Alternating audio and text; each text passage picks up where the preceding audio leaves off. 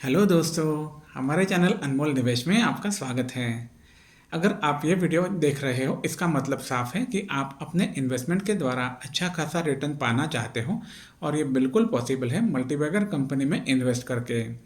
लेकिन इसके लिए आपको अपना रिसर्च करना होगा, उसके बाद आप मल्टीबैगर कंपनी ढूंढ सकते हैं और उसमें इन्वेस्ट भी कर सकते हैं। लेकिन एक बात ध्यान में रखनी होगी, अगर आपका रिसर्च गलत होता है तो आपके पैसे ज़ीरो होने की संभावना भी हमेशा बनी रहती है। इसलिए इसमें उतना ही पैसा इन्वेस्ट करें जो अगर खो जाता है तो आपके करंट लाइफस्टाइल पर कोई भी बुरा असर ना पड़े। हमारे या किसी भी अन्य यूट्यूब चैनल पर दिखाए गए शेयर डायरेक्टली बाय ना करें, क्योंकि ये शेयर अच्छा परफॉर्म करेंगे, यह हमारा पर्सनल ओपिनियन होता है। ज़रूरी नहीं है कि ऐसा ही होगा। ये तो एक बस ज़रिया है अच्छी कंपनी आप तक लेके आने का। और सबसे इम्पॉर्टेंट चीज़, आपने अपने shares micro cap small cap company में इन्वेस्ट किए हुए हैं तो आपको कम से कम 3 से 5 साल तक रुकना पड़ेगा, तभी आपको कंपनी मल्टीबैगर बनने का फ़ायदा मिल सकता है। आज हम एक स्मॉल कैप पेंट बनाने वाली कंपनी के बारे में बात करेंगे, जिसका मार्केट कैप है 7,129 करोड़ रुपीज़, करंट प्राइस है 1498, 52 वीक हाई है 1732 और लो है 981। स्टॉक का पी है 49.7, इंडस्ट्री पी है 60.9, डेट टू इक्विटी रेशो है 0.02%। ये काफ़ी अच्छी बात है कंपनी के लिए। इसका फेस वैल्यू है 10 रुपीज़, आरओई है 18.4, आरओसीई है 21.6, प्रमोटर होल्डिंग है 54%, नेट प्रॉफिट है 143 करोड़ रुपीज़, एफआईआई होल्डिंग है 8.90%। हाल ही में एफआईआई ने अपना होल्डिंग 0.1% से बढ़ाया हुआ है। कंपनी के कंपाउंडेड सेल्स ग्रोथ अगर देखा जाए तो टीटीएम आ रहा है 16%, पिछले 3 साल में 20%, 5 साल में 21%, 10 साल में 37%। यही सेल्स ग्रोथ ट्रांसफर हुआ है कंपाउंडेड प्रॉफिट ग्रोथ में। इसलिए टीटीएम आ रहा है 55%, 3 साल में 40%, 5 साल में 102%, 10 साल में 72%। और स्टॉक प्राइस सीएजीआर भी अभी दिख रहा है आपको 1 ईयर में -1%। कि पिछले कई सालों से कंपनी अच्छा प्रॉफिट नहीं दे रही थी, अच्छे रिजल्ट नहीं दे रही थी। इसके कारण से कंपनी का प्रॉफिट जो है, कंपनी का प्राइस जो है अच्छी तरह से बढ़ा हुआ नहीं है। ये भी अच्छी चीज़ है आपके लिए। अगर आप इसमें इन्वेस्ट करते हो तो सभी डिटेल्स को देखते हुए आपको अच्छा खासा रिटर्न इसमें मिल सकता है। रिटर्न ऑन इक्विटी अच्छी तरह से बढ़ रहा है। लास्ट ईयर ये आ रहा था 18%। कंपनी के बिजनेस डिटेल की अगर जानकारी ली जाए तो हम देख सकते हैं कंपनी के अलग अलग प्रोडक्ट्स हैं, जैसे कि इंटीरियर इमल्शन, ये इस्तेमाल होते हैं वॉल और सीलिंग के अप्लाई करने के लिए। एक्सटीरियर इमल्शन, ये हाई क्वालिटी फ्लोर और टाइल पेंट्स के लिए इस्तेमाल होते हैं। एनेमल, ये जो ऑयल बेस्ड होते हैं और वुडन और मेटल सरफेस के लिए इस्तेमाल किए जाते हैं। इसके अलावा पुट्टी और प्राइमर जो होते हैं वो स्मॉल क्रैक्स होल्स फिल करने के लिए सीलेंट जैसे इस्तेमाल होते हैं। इन स्लीक वुड कोटिंग जो होते हैं वो फर्नीचर को सेफ और प्रोटेक्टेड रखने के लिए काम में आते हैं, वेयर एंड टेयर से बचाते हैं। इसके अलावा कंपनी ने एल्यूमिनियम पेंट भी बनाया हुआ है, जो storage tank, metal pipes, metal roofs में लीक प्रूफ इमल्शन की तरह काम करते हैं। कंपनी के 4 मैन्युफैक्चरिंग यूनिट्स हैं, जोधपुर, कोची, पुडुकोट्टाई में, जिसका इंस्टॉल्ड कैपेसिटी आता है 1,10,700 किलोलीटर पर एनम। हाल ही में कंपनी अपने तमिलनाडु मैन्युफैक्चरिंग बेस जो है वो एक्सपांड करने कर रही है, जिसमें उनके वाटर बेस्ड पेंट वो मैन्युफैक्चर करेंगी। इसमें उनका इंस्टॉल्ड कैपेसिटी हो जाएगा 50,000 किलोलीटर पर एनम। इसके साथ साथ में कंपनी अभी सॉल्वेंट बेस्ड पेंट मैन्युफैक्चर करने वाली है नॉर्थ इंडिया में, जोधपुर में, FY24 में। कंपनी अभी सोच विचार कर रही है कि जैसे कि water proofing, construction chemicals retail space में लॉन्च करने का। मैं आपको बता दूं, यह वीडियो सिर्फ एजुकेशनल पर्पज़ के लिए बनाई गई है। इसे किसी भी तरह की खरीदारी या बिकवाली की सलाह ना समझें। कोई भी आर्थिक निर्णय लेने से पहले अपने सेबी रजिस्टर्ड वित्तीय सलाहकार से सलाह जरूर लें।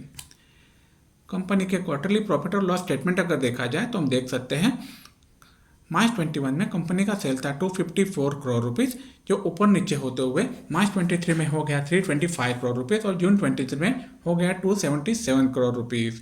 उसी तरह से एक्सपेंसेस भी कम ज़्यादा होते हुए मार्च 21 में 211 करोड़ थे, जो अभी मार्च 23 में हो गए थे 254 करोड़ और जून 23 में 229 करोड़। हम देख सकते हैं ऑपरेटिंग मार्जिन जो है कंपनी ने अच्छी तरह से मेंटेन किया हुआ है 17%, जो मार्च 21 में था ऊपर नीचे होते हुए मार्च 23 में हो गया था 22% और जून 23 में वापस से हो गया 17%। ये काफ़ी अच्छा मार्जिन मेंटेन किया हुआ है कंपनी ने। इसके कारण से हमें नेट प्रॉफिट भी हम देख सकते हैं। मार्च 21 में जो था 25 करोड़ रुपीज़, जो ऊपर नीचे होते हुए मार्च 23 में हो गया था 49 करोड़ रुपीज़ और जून 23 में 31 करोड़ रुपीज़। कंपनी के ईयरली प्रॉफिट और लॉस स्टेटमेंट की अगर बात की जाए तो हम देख सकते हैं मार्च 13 में कंपनी का सेल था 47 करोड़ रुपीज़, जो मार्च 20 में 17% बढ़ के 625 करोड़ रुपीज़ हो चुका था। मार्च 21 में यह पिछले साल के मुकाबले 16% बढ़ के 723 करोड़ हो चुका था और मार्च 22 में 906 करोड़ और मार्च 23 में 19% बढ़ के 1073 करोड़ हो चुका था।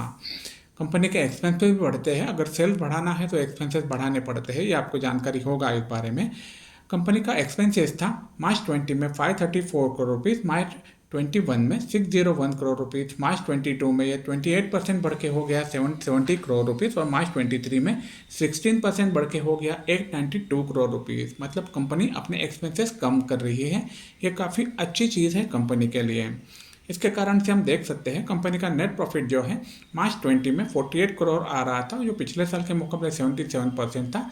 जो मार्च 21 में 71 करोड़, मार्च 22 में 84 करोड़ और मार्च 23 में पिछले साल के मुकाबले 57% बढ़ के ये हो गया है 132 करोड़ रुपीज़।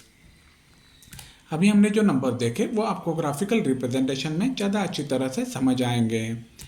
कंपनी के बैलेंस शीट की अगर बात की जाए तो हम देख सकते हैं मार्च 13 में कंपनी के रिजर्व थे 4 करोड़ रुपीज़, जो कंटिन्यूसली बढ़ते हुए मार्च 19 में हो गए थे 100 करोड़ रुपीज़, मार्च 20 में 150 करोड़ रुपीज़, मार्च 21 में 516 करोड़ रुपीज़, मार्च 22 में 16% बढ़ के ये हो गए 602 करोड़ रुपीज़ और मार्च 23 में 21% बढ़ के ये हो गए 729 करोड़ रुपीज़। कंपनी के बोरोइंग भी हम देख सकते हैं। मार्च 13 में 11 करोड़ रुपीज़ थे, मार्च 19 में सबसे ज़्यादा बढ़े हुए थे 70 करोड़ रुपीज़। उसके बाद में कंपनी ने कंटिन्यूसली अपनी बोरोइंग मतलब लोन्स कम किए हुए हैं, जो कि मार्च 23 में 12 करोड़ रुपीज़ पे है। अभी हमने जो नंबर देखे वो आपको ग्राफिकल रिप्रेजेंटेशन में ज़्यादा अच्छी तरह से समझ आएंगे। कंपनी के शेयर होल्डिंग पैटर्न की अगर बात की जाए तो हम देख सकते हैं प्रमोटर होल्डिंग था मार्च 21 में 54%, वो कंटिन्यूस दिख रहा था दिसंबर 22 तक, लेकिन उसके बाद में प्रमोटर्स ने कुछ शेयर सबसे कम किए थे, 53.98% कम अपने शेयर्स रखे थे, वही अभी भी दिख रहे हैं जून 23 में। लेकिन FII ने अपना होल्डिंग जो था मार्च 21 में 10.67% था, उसके बाद में बढ़ाया हुआ था। अभी दिसंबर 22 में यह था 10.19%, मार्च 23 में हो गया था 8.8% और जून 23 में ये वापस हो गया था 8.9%। बाकी सभी शेयर DII और पब्लिक के पास हैं। अभी हमने जो नंबर देखे वो आपको ग्राफिकल रिप्रेजेंटेशन में ज़्यादा अच्छी तरह से समझ आएंगे। और एक कंपनी के बारे में अच्छी चीज़ है कि कंपनी के कोई भी शेयर्स प्लेज नहीं किए हुए प्रमोटर्स द्वारा। इस कंपनी में सिक्वा कैपिटल ने 12.14% का होल्डिंग किया हुआ है और small cap world fund incorporation ने 2.55% का होल्डिंग किया हुआ है। हम आपको बता दें ये वीडियो सिर्फ एजुकेशनल पर्पज़ के लिए बनाई गई है। इसे किसी भी तरह की खरीदारी या बिकवाली की सलाह ना समझें। कोई भी आर्थिक निर्णय लेने से पहले अपने सेबी रजिस्टर्ड वित्तीय सलाहकार से सलाह जरूर लें। कंपनी के प्राइस चार्ट की अगर बात की जाए तो एक साल में हम देख सकते हैं कंपनी का प्राइस जो था वो 1600 रुपये के आसपास में 1700 रुपये के आसपास जाके वापस से नीचे आया था, क्योंकि कंपनी के रिजल्ट अच्छे नहीं आ रहे थे। इसके कारण से उसके बाद में जैसे ही कंपनी के अच्छे रिजल्ट्स आने लगे कंपनी के शेयर का प्राइस ऊपर जाने लगा है। हम देख सकते हैं कंटिन्यूसली ऊपर ही दिख रहा है पिछले एक साल में। यही चीज़ हमें दिखती है कंपनी के ऑल टाइम चार्ट में। अच्छी तरह से कोई नीचे आने के बाद में जैसे रिजल्ट आने लगे अच्छे, उसके बाद में कंपनी का प्राइस जो था 1000 से लेकर भी 1500 तक आ गया है।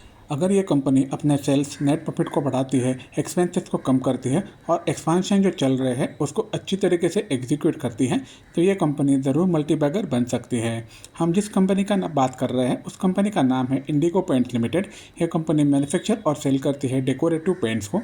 इसके अलावा कंपनी के अन्य प्रोडक्ट्स है जैसे कि interior emulsion, exterior emulsion, enamel, putty, primer, slick wood coating इत्यादि।